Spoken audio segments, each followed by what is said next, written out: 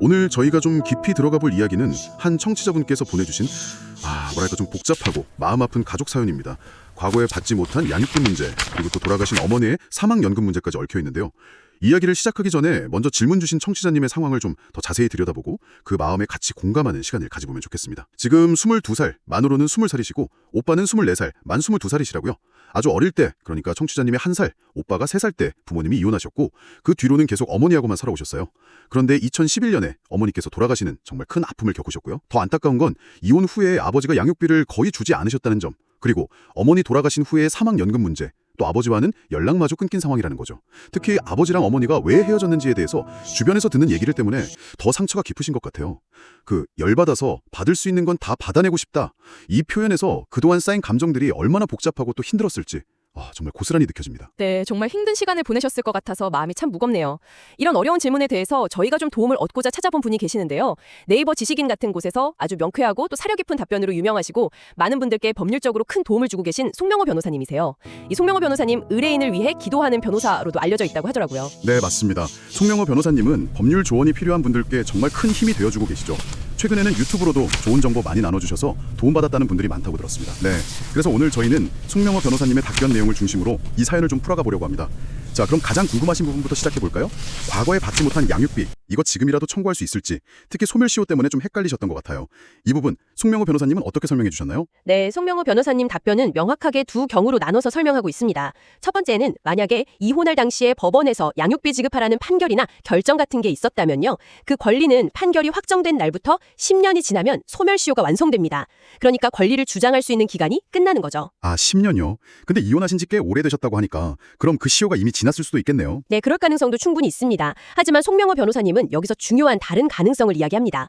만약에요, 당시에 별도로 법원에서 양육비 결정 같은 걸 받지 않았다면요. 그렇다면 과거 양육비 전체에 대해서 지금이라도 과거 양육비 청구 소송, 이걸 제기할 수 있다는 겁니다. 소송을 새로 할 수 있다고요? 네, 여기서 핵심은 이 청구권의 소멸시효 계산법이 좀 다른데요. 송명호 변호사님 설명에 따르면 자녀가 성년이 된 날, 그날부터 10년 이내에 청구하면 된다는 거예요. 성년이 된 날로부터 10년이요? 네, 맞습니다. 지금 청취자님하고 오빠분 나이를 생각해보면 두 분 다 아직 이 10년 안에 있을 가능성이 아주 높습니다. 와, 이건 정말 중요한 정보네요. 아직 기회가 있다는 거니까요. 그렇죠. 송명호 변호사님께서도 이 점을 강조하셨어요. 그런데 또 현실적인 문제가 있잖아요. 아버지 연락처나 어디 사시는지 아무 정보도 모르는데 소송을 어떻게 시작해야 할지 정말 막막하게 느껴지실 것 같은데요.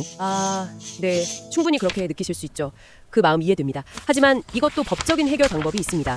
송명호 변호사님 답변에 따르면 일단 소송을 제기하면서 법원을 통해서 아버지의 주민등록 초본 발급을 신청할 수 있고요. 법원을 통해서요? 네. 또는 사실조회 신청이라는 제도가 있어요. 이걸 통해서 법원이 필요한 기관에 아버지 정보를 좀 알려달라고 요청할 수 있습니다. 사실조회 신청. 네. 그러니까 정보가 없다는 게 소송을 아예 못하게 막는 절대적인 장애물은 아니다. 이게 송명호 변호사님의 조언입니다. 법적인 절차가 있다는 게 그래도 조금은 위안이 될 것 같습니다.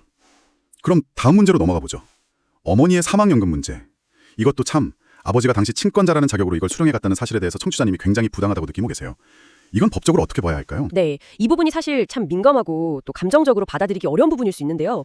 송명호 변호사님의 설명을 보면 당시에 미성년 자녀의 법적인 친권자는 아버지였잖아요. 네, 그렇죠. 이혼하셨어도 친권은. 네, 그래서 그 친권자 자격으로 사망연금을 수령한 행위, 그 자체만 놓고 보면 법적으로는 문제가 없을 가능성이 높다고 합니다.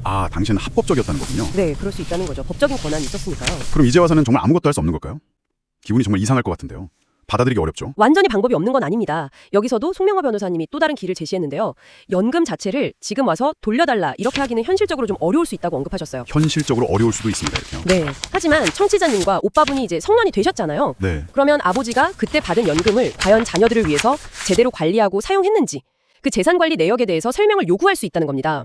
사용 내역을 보자고 할 수 있다. 그렇죠. 그리고 만약에 그 돈이 자녀들을 위해서 적절하게 쓰인 게 아니고 아버지가 개인적으로 썼다거나 하는 정황이 있다면요. 그 재산관리를 잘못한 부분에 대해서 손해배상 청구, 그러니까 그 손해를 물어내라는 소송을 검토해 볼 수 있다는 거죠. 손해배상 청구. 연금 자체는 아니지만 관리에 대한 책임을 물을 수 있다. 이것도 하나의 방법이 되겠네요. 네, 맞습니다. 송명호 변호사님의 이런 답변에서 문제에 대해 다각적으로 접근하려는 노력이 보이는 것 같아요. 네, 오늘 청취자님의 사연을 통해서 과거 양육비 문제와 또 사망연금 문제에 대한 법적인 해결 가능성을 송명호 변호사님의 조언을 중심으로 살펴봤습니다. 이게 쉽진 않겠지만 그래도 전혀 길이 없는 건 아니라는 점을 확인했네요. 네, 요약하자면 그렇죠.